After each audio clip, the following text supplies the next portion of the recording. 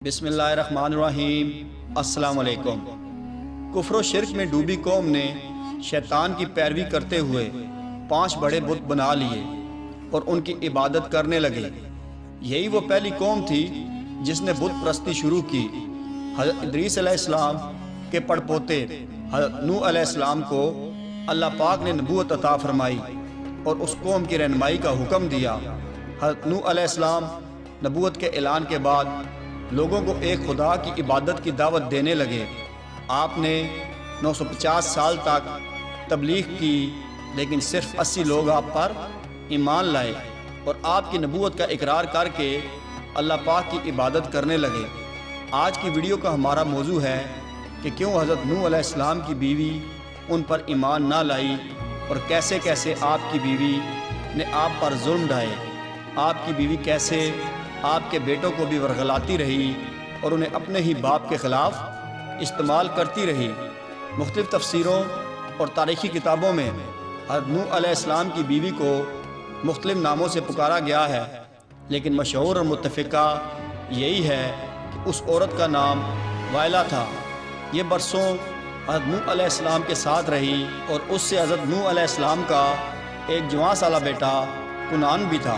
اس کے علاوہ باقی تینوں بیٹے حام، سام اور ریافس حضرت نوح علیہ السلام کی دوسری بیوی سے تھے جو کہ ایمان لے آئی تھی، لیکن وائلہ اور اس کے بیٹے کنعان نے حضرت نوح علیہ السلام کی رسالت کو نہ مانا اور آپ کو ساری زندگی اذیتیں دیتے رہے۔ جب حضرت نوح علیہ السلام نے اعلان نبوت فرمایا تو قوم کے لوگوں نے ان کی دونوں بیویوں کے رشتہ داروں کو اکٹھا کر لیا اور حضرت نوح علیہ السلام کے گھر بھیج دیا کہ وہ اس نئے دین کی دعوت دینا بند کر دیں، نہیں تو پوری قوم مل کر نوح علیہ السلام کے گھر کا گھیراؤ کر لے گی۔ روایتیں ملتی ہیں کہ جیسے ہی اپنے رشتہ داروں کو وائلہ نے دیکھا تو اعلان کر دیا کہ میں اور میرا بیٹا کنعان نوح علیہ السلام کی کبھی پیروی نہیں کریں گے، اور وائلہ نے اپنی قوم سے وعدہ کیا کہ وہ نوح علیہ السلام کو اس نئے دین کی تبلیغ سے ضرور روک لے گی۔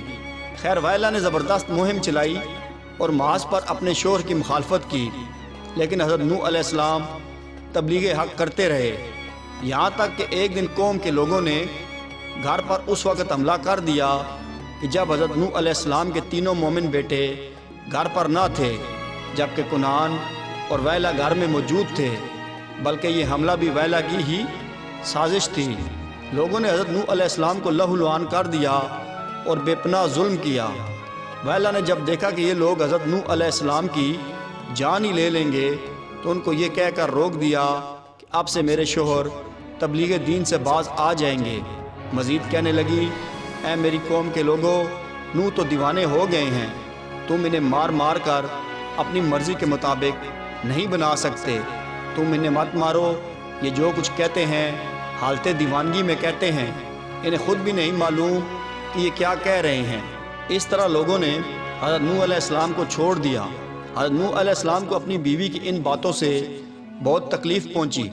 انہوں نے پہلی بار خدا سے شکایت کی، خدایا میں کافروں میں گر گیا ہوں، اگر یہ لوگ مومن نہیں ہو سکتے تو ان کو تباہ و برباد کر دے۔ قوم نوح کا حال یہ ہو گیا کہ مرنے سے پہلے ہر بندہ اپنی اولاد کو نصیحت کرتا تھا کہ نوح دیوانے کی باتوں پر کان نہ دھرنا۔ پھر جب اللہ پاک نے وحی کی جو ایمان لا چکے ہیں ان کے علاوہ اب آپ پر کوئی ایمان نہ لائے گا، تو پھر آپ نے بارگاہ الہی میں مناجات کی اور آپ کی دعا قبول ہوئی اور اللہ پاک نے آپ کو ایک کشتی بنانے کا حکم دیا۔ اللہ نے حکم دیا کہ کشتی نوح میں سوار ہونے والوں کے علاوہ دنیا کی تمام مخلوق تباہ و برباد کر دی جائے گی۔ قرآن میں ارشاد باری تعالیٰ ہے، اور نوح کو وحی ہوئی کہ تمہاری قوم سے مسلمان نہ ہوں گے، مگر جتنے ایمان لا چکے تو غم نہ کھا اس پر جو وہ کرتے ہیں، اور کشتی بنا ہمارے سامنے اور ہمارے حکم سے، اور ظالموں کے بارے میں مجھ سے بات نہ کرنا، وہ ضرور ڈبائے جائیں گے۔ اور نوح کشتی بناتا ہے، اور جب اس کی قوم کے سردار اس پر گزرتے ہیں اس پر ہنستے ہیں، بولا اگر تم ہم پر ہنستے ہو تو ایک وقت ہم تم پر ہنسیں گے جیسا تم ہنستے ہو، تو اب جان جاؤ گے کس پر آتا ہے وہ عذاب کہ اسے رسوا کرے۔ اور اترتا ہے وہ عذاب جو ہمیشہ رہے۔ آپ نے اللہ کے حکم سے شہر کے باہر کشتی بنانے کا ارادہ کیا۔ ابھی طوفان آنے میں 200 سال باقی تھے اور آپ علیہ السلام کو کشتی بنانے کے لیے لکڑی کی ضرورت تھی، لہٰذا آپ علیہ السلام نے لکڑی حاصل کرنے کی غرض سے ساگوان نامی کچھ درخت لگائے جن کی لکڑی بہت مضبوط ہوتی ہے۔ یہ درخت 100 سال میں تیار ہوئے۔ اس کے بعد آپ علیہ السلام نے ایمان لانے والوں کے ساتھ مل کر دنیا کی پہلی کشتی بنانے کا کام شروع کر دیا۔ کشتی کی تیاری کے دوران آپ کی قوم نے آپ کو بہت تکالیف دی، یہاں تک کہ کشتی پر فضلہ بھی کرتے رہے، لیکن آپ سب کچھ برداشت کرتے ہوئے کشتی کی تیاری میں لگے رہے۔ اپنی قوم کی طرح وائلا بھی حضرت نوح علیہ السلام کو کشتی بنانے سے روکنا چاہتی تھی، اس لیے وائلا روز رات کو اپنے بیٹے کنعان کے ساتھ آتی اور کشتی میں جگہ جگہ سوراخ کر جاتی۔ یہ اس کا روزانہ کا معمول بن گیا۔ حضرت نوح علیہ السلام جب صبح کشتی کو دیکھتے تو بہت پریشان ہوتے۔ جب لوگوں سے پوچھتے تو لوگ کہتے کہ ہمیں تمہارے تختوں میں کوئی دلچسپی نہیں ہے۔ خیر ایک دن حضرت نوح علیہ السلام نے سارا دن تختوں کو جوڑنے میں لگایا اور شام کو اللہ پاک سے دعا کی، اے میرے خدا، جو بھی آج رات میرے ان تختوں میں سوراخ کرے تو اس کے ہاتھ کو بے جان کر دے۔ صبح جب حضرت نوح علیہ السلام نے دیکھا کہ پھر سے تختوں میں سوراخ ہے تو آپ اپنی قوم میں سے بے جان ہاتھوں والا شخص ڈھونڈنے لگے۔ بہت تلاش کے بعد بھی جب انہیں بے جان ہاتھ والا شخص نہ ملا تو آپ اپنے گھر واپس لوٹ گئے۔ گھر جاتے ہی دیکھا کہ بیوی نے ایک ہاتھ کو چادر میں چھپا رکھا ہے۔ آپ فوراً سمجھ گئے کہ وہ یہی ہے جو روز سوراخ کرتی تھی۔ آپ کو یہ جان کر بہت رنج ہوا کہ میری اپنی ہی بیوی میرے اتنا خلاف ہے۔ خیر آپ نے اس کو خبردار کر دیا کہ ابھی تو صرف ہاتھ بے جان ہوا ہے، اگر دوبارہ میری کشتی کا نقصان کیا تو پورا جسم ہی بے جان ہو جائے گا۔ کم و بیش 100 سالوں میں کشتی تیار ہو جاتی ہے۔ یہ کشتی 300 گز لمبی، 50 گز چوڑی اور 30 گز اونچی تھی۔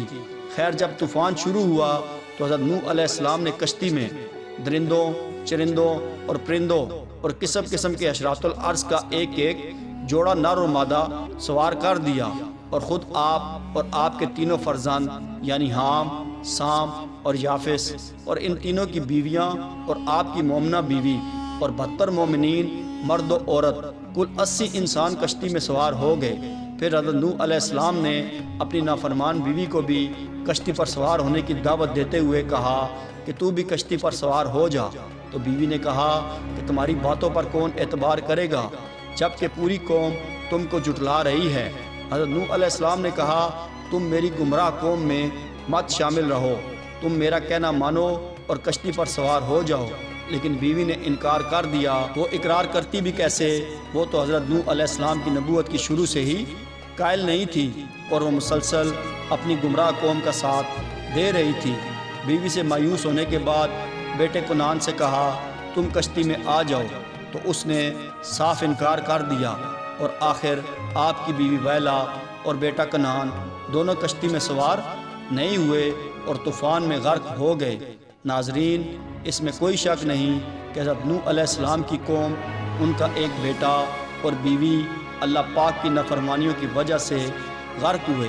اس لیے ہمیں چاہیے کہ ہم اپنی اور اپنی آنے والی نسلوں کی خیریت و بقا کے لیے اللہ اور اس کے پیارے حبیب حضرت محمد صلی اللہ علیہ وآلہ وسلم کی نافرمانیوں سے ہمیشہ بچیں اور دوسروں کو بھی بچائیں۔ آئیے ہم عہد کرتے ہیں کہ گناہوں سے دور رہتے ہوئے نیک اعمال کریں گے اور ہر ایک کی اپنی حیثیت کے مطابق مدد کریں گے۔ اللہ پاک ہماری دعاؤں کو اپنی بارگاہ میں قبول فرمائے، آمین۔